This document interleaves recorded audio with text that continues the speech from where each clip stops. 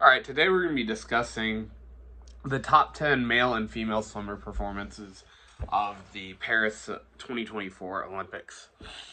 So first, I'm going to get something out of the way real quick. The Babe Ruth video will come out. I'm researching it still. I'm reading a book to try to, get as much information as possible about it. It's about, long distance home runs. I'm trying to make it a really well-researched video. Sorry about that. Well-researched video so I can so everything's accurate and people can show other people this video to help explain to them why Babe Ruth is the best baseball player ever. So let's get into the swimming video. So number 10 for my Paris 2024 Olympic swimmers video, top performances, I have Adam Peaty. He's the best breaststroker ever. He's my favorite breaststroker ever. One of my favorite male swimmers ever. He claimed gold in the 100 breast, but silver in the 200 breast because, I don't want to be the excuse guy, but, that pool was shallow, and he did have COVID during the race, so I do believe it definitely influenced his swimming performance. However, he still did really well. He probably shouldn't have even gotten second in that race, so, he did great.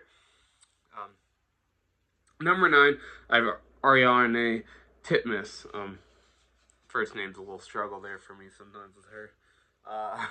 She won 2 gold. She beat Ledecky as she was expected to in the 400 meter free and the 200 also. But she also beat Summer McIntosh, and McIntosh wasn't favored to win. However, she had a good chance of winning, and there was a big debate on who would win this race coming up to the Olympics. I did think Titmus was going to win this race, and McIntosh would come in second, and Ledecky come in third, just as expected. So I was able to predict it just from watching swimming and kind of knowing what was going to happen. But she did how she was expected to do. But it still wasn't an easy win for her. And she also performed pretty well on the relays and got herself a silver there and beat Summer McIntosh. She was beat by Summer McIntosh in another individual event, the 800 meter freestyle. Right? No, my bad. But she was beat by Summer McIntosh in another individual event. My apologies. Number 8, I have Bobby Fink. He kind of came out of nowhere to win that 500 meter race and get the the super super long shot of getting a world record in it. That world record was standing for years and years and years, and the guy who had it popped positive. The reason he hasn't been swimming in a long time, he popped positive for performance enhancing drugs. So there was, I guess, a little bit of asterisk on his world record. But that was noted as one of the unbeatable world records, or not going to be beaten for a while world records. I'm sure if I'm sure if him and Bobby raced in the same race, that Bobby would have actually lost that race and the world record would have been further. Because a lot of times in the 1500, you're so much better than the other guy, and then you just start sprinting at the end to get the win. So it's not as optimized as it could be. It takes a truly special person to get the absolute best time possible. But yeah, came out of absolute nowhere and got a world record in an event that you did not think was gonna ever see a world record in. So that was super just impressive. So I had to put him at 8. Number 7 on my list, I have Sarah Sjöström. I should know how to pronounce that. I really apologize. She's the best sprinter ever as a female. She was super impressive in the 50 and 100 free once again. She probably secured herself as the best female sprinter ever, like I said. And she just had fantastic performances all around. She wasn't supposed to win the 100 meter whatsoever, because of Gretchen Walsh. However, she did, and she snuck it in, but she won. You won by a minute. You won by a second, and it doesn't really matter. Or it's swimming second or millisecond, or even hundredths of a second. She was favored at as usual in like the 50, but not as much as usual. Once again, because of Gretchen Walsh. But she won that. So winning both those things are like super impressive. And yeah, she just secured herself as one of the best female sprinters ever. Number 6 on my list. It pains me to say it because she's like my favorite swimmer ever. Katie Ledecky. She did what she was supposed to do. She didn't really do too much more in her individual events, though. She didn't win unexpectedly in a race she was supposed to. Had she won the race against Summer McIntosh and Titmus, I would have definitely put her up higher here. However, you know, and even in that race, she had a chance to win it. Like, it wasn't like she was kind of a long shot, to be completely honest. She wasn't supposed to win whatsoever. Well, when someone's so good, you kind of like, you put them in there. You're like, oh, I'm not going to count out like the Michael Jordan or the Michael Phelps of the world. You know what I'm saying? But, you know, she got bronze in that event. However, despite the fact that she performed really well in the races she was supposed to perform really well in, like we all expected her to win gold in the 1500, obviously, and the 800. She dominated them. When you win by 10 seconds, I have to put you up high on the list. You're not supposed to win by 10 seconds, even if you're Katie Ledecky.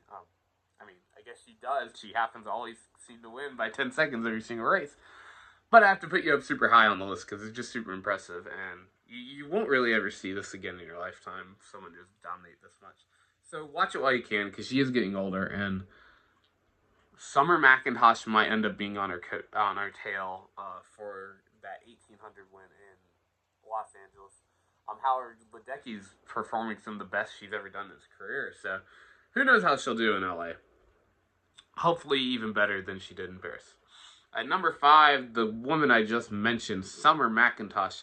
Should she be higher on this list? You let me know. I don't think so, and I'll tell you why. She dominated one race. She won gold in, and she kind of squeaked in on the other two. She just barely missed gold in the 400 free to Titmus. And, which, you know, that would have put him way higher. But, you know, the silver's super impressive still. She won when she was supposed to, but she didn't really win anything she wasn't supposed to. If she was favored in an event, she won that event. If she was only favored by a little, she won the event. But if she was not favored in an event, she didn't win an event. Nothing against that. Like, you know, you weren't supposed to win. I can't, you know, it's not bad that you didn't win. You weren't supposed to win. However, if you're not supposed to win and you win, you're gonna get more points. You know what I'm saying? Still, she never really shocked me with any of her performances. Like, Summer won that. Yeah, you know, I thought that. Oh, I should have put her on the list. I'm so mad at myself. Kate Douglas, I didn't put you on the list. I'm sorry. I should have put you on the list. I actually robbed you. You performed better than Adam Peaty. I really like Kate Douglas too. Yeah, sorry about that. Honestly, you could put up really high. Kate Douglas had a fantastic Summer Olympics. Sorry, not to make this about Kate Douglas. We're talking about Summer McIntosh, one of the best swimmers in the world. Actually the best female swimmer in the world right now. Arguably Ledecky, just because she's so dominant in what she does. But, she never really won anything she wasn't supposed to. Had she won the 400 free against Titmus, I would have definitely put her higher. Probably would have put her at, like, maybe even 3 or 2. Something crazy like that. But, you know, she was probably the most impressive person on this entire list, considering she's 17 during these Olympics. Yeah, in LA, she'll be as old as I am now. So yeah. If that makes you feel bad, hopefully it doesn't. Dude, honestly, if Tokyo was a year in the future, if it was in 2022, she would have dominated in that too, and she'd probably end up being on like Katie Ledecky's coattails, or you know, like in her tailwinds of being the best female swimmer ever. Number 4, I'm not just saying this name because she's my second favorite female swimmer ever, and that she's seen my Instagram swimming page on on Instagram. Number 4 is Kaylee McEwen. She claimed her title as the greatest female backstroker ever. It's like a kind of a hot take in the swimming community when I say this. But, I'm sorry to every American. I'm American. But she is better than, what's her face? Missy Franklin. She's better than Missy Franklin. And honestly, it's not even very close to me. She has more range than Missy Franklin. She competes in more events than Missy Franklin. And she wins more than Missy Franklin. She also cemented herself as Regan Smith's daddy. Once again, she just, she gave Regan Smith back shots in the Olympics, and she just had to stand there and take it. There was literally nothing she could do, apparently. I was like, who's going to win this race? Because this is every single time these Regan Smith and Kaylee McEwen race, it's like a super close race, and you're like, who's going to win? But you know what I said? I said Kaylee McEwen is going to win. Why? She's proven time and time and time again that she is clutch and she can win when she needs to win. And she keeps doing it. She did it in Tokyo, and she did it in Paris. And she keeps doing it. But yeah. The bronze in the 200 IM was also just a cherry on top performance. She probably would have been 4 or 5 on here if she didn't even win that. But quite frankly, just a little whipped cream and a little cherry on top. She didn't need to win it. It was just little brownie points. She became the second ever woman to win back-to-back golds in the 100 back and the first person to defend both of the backstroke titles. I can't wait to see what she does in LA. Hopefully, she even wins 2 more again. And she'll definitely, nobody will question me when I say she's the best female backstroke swimmer ever. Number 3, this is the most controversial one of the list, and I've had some controversial ones so far. People are going to absolutely lose their minds when I say this one. Number 3 is Leon Marchand. Gasp, everyone. Why is he not 1? A lot of people will say he should be 1, but some would say I put him way too low. But considering that he won the most individual gold medals of swimming and in the Olympics in general, nobody won more gold medals than Leon Marchand individually. However, relays do matter because they do hinder your performance on your individual events, the lactic acid buildup over the days, and the muscle soreness from them. And he only competed in like 1 relay, which he did actually shockingly win the bronze in because he just absolutely carried France in it. It's not his fault that he didn't do well in the relays because, he performed well in the relays, but his team's in it because France is not that good at swimming without Leon Marchand. So, sorry about that. I'm not saying he had Mickey Mouse wins in his individual wins, but he kind of had Mickey Mouse wins in his medals. Let me go over why. In the 400 IM, he just belt the ass of competition. That's not a Mickey Mouse. He bent them over and he smacked them with his bell. He gave them the ass whipping a lifetime. There's literally nothing you could do about that. That's like a Ledecky level of dominance right there in that race, and that is super high praise coming from me. He was certainly the best all-around swimmer of the entire games. But Marchand had a ton of good fortune in his other golds. He won the 200 fly by 0.24 seconds, beating Christoph Milak of Hungary. But the issue is Christoph stopped swimming in 2024. He took a little mental... he stopped swimming until 2024, which was... Oh, damn, I just bit my lip. Which was the year of the Paris Olympics. He took that little mental break. So, honestly, I'm pretty confident he would have won if he didn't take that break. Not to take away, coulda, woulda, shoulda, but, the level of competition is going to account for your race. You know what I'm saying? That should make sense. You don't face the best at your best. So I'm going to take a little bit off. It's not your fault, but, you play who's in front of you. But he did stop swimming, and I'm very confident he would have won that race had he not taken that break. In his other gold, the 200-meter breast, he won by a comfortable margin. However, the man who could beat him, Dong Zihao of China, pronounced that incorrectly, I apologize, he decided to shit his pants at Paris and not lock in the entire games until he wants to swim Team USA and help break their gold streak in the IM. Other than those 2 events, Marchand won pretty comfortably. and I can't even say anything about them. There's no Mickey Mouse. There's no asterisks. There's no nothing on it. However, I can't give you the number one spot if you sneak in wins and you don't do anything in your team events, which lets you rest for your individual spots and you just simply win events you're heavily favored in. Except that breaststroke. That breaststroke was super impressive. That was the most impressive swim of the entire games, and it wasn't even close. But like I said, China's swimmer, the drug thing was going on. Like, was he doping?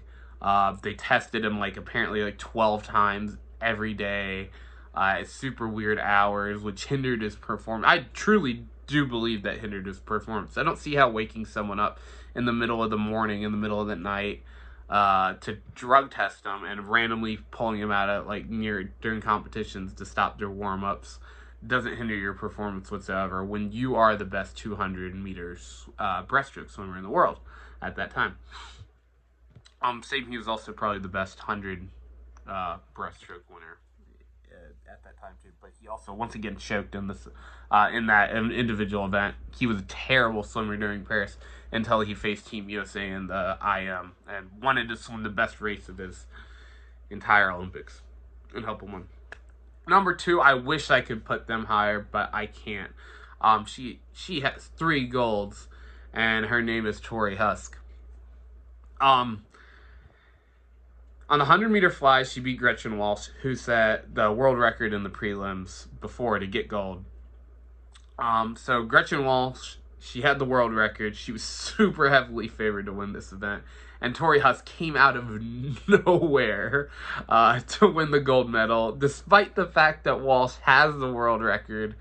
She didn't swim her world record time in that final. Should have done it. And Tori Husk won that one.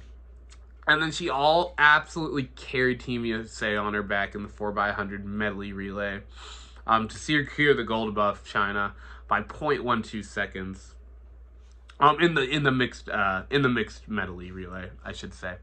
If you could see her face after, she was like, I have a picture on my phone because I thought it was great. As an American, you're just super happy to see Tori Husk just give that performance and just you give it to China. China, the team to beat, the country to beat. That's this entire Olympics. We tied in gold, which I'm super disappointed about. That should never happen. But Tori Husk absolutely carried. Had she not gave that performance, we would have lost the gold medal count to China. She secured that gold by 0.12 seconds. She was the fastest in the field, as well as on her 100 free medal.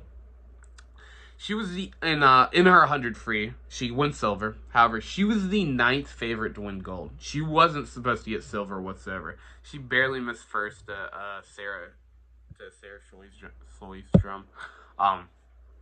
Super impressive, absolutely impressive Olympics by Tori Husk whatsoever. Absolutely carried Team USA on her back, and we wouldn't have had near the amount of success we would have had without her. The number 1, I guess you probably can guess who it is now, is Pan Zhangle. I literally had to make sure I knew how to pronounce that. I do know how to pronounce that. Pan Zhangle. Okay. He had won 2 golds. You're 2 golds, but Leon Marchand won 4. Yeah, but Leon Marchand, didn't go the fastest 100-meter free ever by a wide margin. When I watched that race, I was literally my words, what the fuck? I saw him, I was I've never seen anyone swim faster. Damn it, I forgot to do the dishonorable mentions. But I've never seen anyone swim faster. He whooped, dude, he won by half a second in 100. In 100. You do that in high school, maybe. Not in the Olympics. I've been against really good competition. He faced, I know he faced Popovici, and then, not McEvoy, he faced, that other Australian guy. I apologize. I forgot off the top of my head. And then on the 4x100 medley relay, which is the other gold medal, He broke Team USA relay gold streak, which we'd never lost a 4x100 medley until Pan goes on and breaks Jason Lezak's fastest 100-meter time ever, including relay legs. They were both anchors, so you couldn't really. They don't have an official time. However, their relay times, Pan has the fastest time ever now, and Lezak's was long-standing from the 2008 Olympics with the super suits. So, absolutely, to me, the most impressive swimmer. He was expected to win the 100-meter, but not by that much. He had the world record at times, so you're like, yeah, he's probably gonna win it. But he literally destroyed his world record, and the race wasn't. It was literally over halfway through, which is that's unheard of in a 100-meter. He won by so much. I know China had like a lot of like controversy if they were cheating that entire Olympics. He was the only one who didn't fail that weird little picogram drug test of the apparently tainted food at the one restaurant. He's the only swimmer, and he won by so much. Everyone was like, "This guy's cheating." I don't believe he was cheating. If he was, then actually get some good evidence rather than he swam fast. If he wasn't cheating too, and you said he was cheating, that's all you need to know about how impressive his performance was. Nobody claimed Leon Marchand was cheating. No one claimed Tori Husk was cheating. No one claimed Kaylee McEwen was cheating. She would never cheat. I love Kaylee McEwen. But yeah, Pan was, accused of cheating because he performed so well. I know he was on China, which was part of the reason why he got accused of cheating, but part of the reason was because he was so good. I'm so sorry to Kate Douglas. I can't believe I forgot you off this list. She won like 2 or 3 golds, and she just performed really well. She's a super impressive swimmer. She's a really good freestyler and a really good breaststroker. Yeah. To finish off this list, I'm going to give you dishonorable mentions. Yes, you heard that right. Dishonorable. I was supposed to put this after Tori Husk. But here are my dishonorable. These are off the top of the dome. I didn't do any research for these. But the number one dishonorable mention is, this is a close one. I'm going to go with Caleb Dressel, yeah. I hate to say it, I love Caleb Dressel as a swimmer. But, he took those little mental breaks, and he clearly didn't perform as he should have. He helped Team USA lose that 4x100 medley relay gold streak. I mean, he did actually have a pretty good leg on his events. He didn't win. He didn't win events he could have won had he. In my opinion, obviously, you never really know. But had he not taken that little break, and he could have been probably the second best swimmer ever, probably third to be honest, because Mark Spitz so good. Even got a little Mark Spitz stats going on right now. But just a really disappointing performance from him overall. Not entirely his fault, but at the same time, I know he's dealing with the mental health stuff. But, he took the break. I didn't take the break. He took the break. We saw what happened to Kristoff. And, he didn't win the... even Kristoff performed better than him taking the break. Don't want to bear on it too much. I don't want to beat him up over it. But, I was disappointed in his performances. Number 2, honestly, probably should be number 1. I apologize for that, Caleb. Gretchen Walsh. She did still perform well at these games. That's why I didn't give her the number 1 spot. I believe she had 2 golds. However, she was heavy favorites in 2 races and did not win them. She was supposed to win the 50 free, and she was definitely supposed to win the 100 fly, yet she choked that one away. She set the world record, and not even in the finals she set the world record, and she didn't win the gold. That shouldn't really happen. It did though. She did still win silver in it, so it was it's not the worst thing in the world. Yeah. However, yeah, I was gonna put Regan Smith in here, but she had a really good bounce back from Tokyo. She performed better than she did in the past, so she showed improvement. I'm not gonna beat Regan Smith over. I like Regan Smith a lot. She had her gold medal. Finally got her gold. So congrats to everyone who made this list, except for probably the dishonorable mention. Let me know what you think. I know that number 3, Leon Marchand, but it's going to be like super controversial. But this is my list. I thought Pans was just more impressive. And I thought Tori Husk, I'm from the USA. I don't like French people, obviously. Who does? Not that I don't like Leon Marchand, but Tori Husk super impressed me, and she won my heart in the Olympic Games. And, Kaylee McEwen has to be 4 because I love Kaylee McEwen. Ledecky was the lowest person I put that I really didn't want to put at 6. I really would have loved to put her at like 1, but, I just can't do that. It's just not possible. Let me know what you think. Bye-bye.